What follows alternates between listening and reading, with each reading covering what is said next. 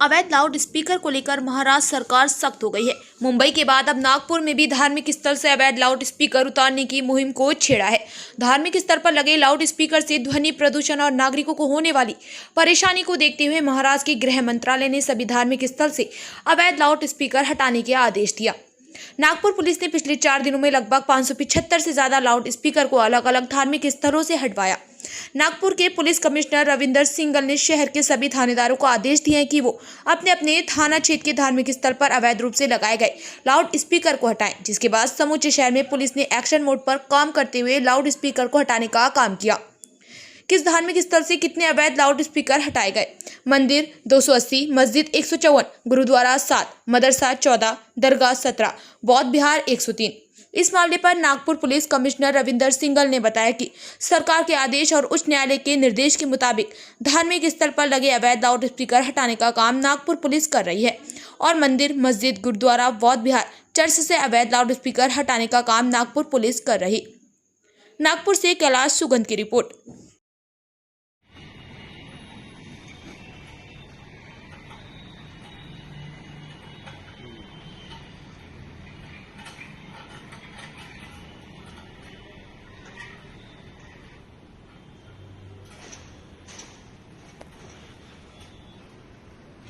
इतने खतरनाक रखता हुआ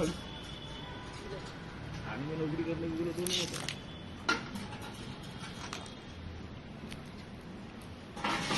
त्याची मी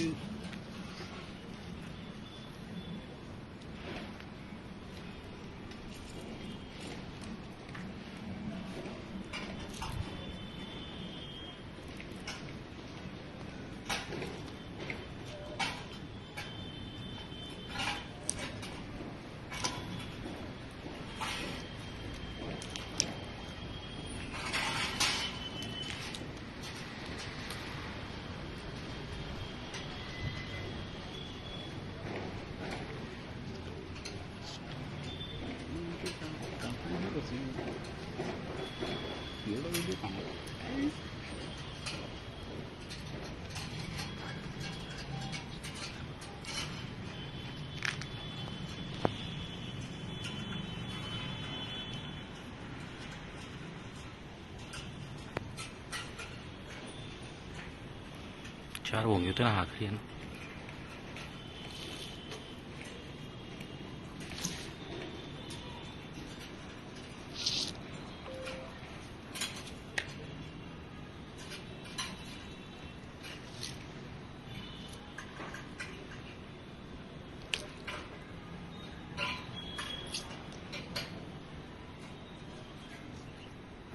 महाराष्ट्र को लाउड स्पीकर मुक्त की घोषणा की है, आपने उसको किस तरीके से कार्रवाई कर रहे हैं?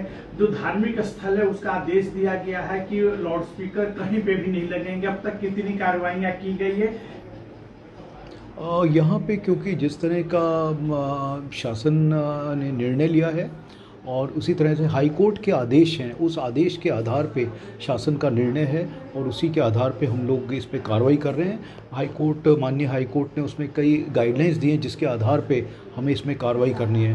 तो सभी शहरों में ये एक्टिविटी चल रही है, मतलब जो भी अनऑथराइज्ड जो लाउड स्पीकर्स हैं वो निकाले जाएँ, वो हम कर रहे हैं। और इसमें हम लोग एक किस तरह का नेक्स्ट ये होना चाहिए उसके बारे में हमारी मीटिंग भी हुई हमारे सभी ऑफिसर्स के साथ में। और जहाँ जो भी मंदिर, मस्जिद या गुरुद्वारे हैं या चर्चेज़ हैं, जहाँ पे भी इस तरह में कि जो लाउड स्पीकर अनऑथराइज्ड हैं वो सब निकाले जा रहे हैं और काफ़ी बड़े पैमाने पे इस पे नागपुर शहर में कार्रवाई चल रही है और सक्सेसफुली चल रही है। और बाकी सभी धर्मों के जो रिप्रेजेंटेटिव्स हैं उनको भी हमने कॉन्फिडेंस में लिया है, वो सब भी हमें इसमें सहकार्य कर रहे हैं। सर, अभी तक नागपुर पुलिस ने कितने लाउड स्पीकर निकाले हैं, मंदिरों से कितने निकाले और मस्जिदों से कितने निकाले, क्या आंकड़ा है वो? अभी जो है कल तक का जो आंकड़ा था वो लगभग 500-600, आज मैं सुबह अभी मैंने लिया नहीं है उसका आंकड़ा, परंतु 500-600 लाउड स्पीकर हमने निकाले हैं और वो सभी रिलीजियस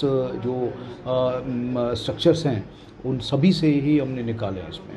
सर क्या धार्मिक स्थल के जो लोग हैं कुछ विरोध भी कर रहे हैं कि ये पुलिस को सहयोग कर रहे हैं?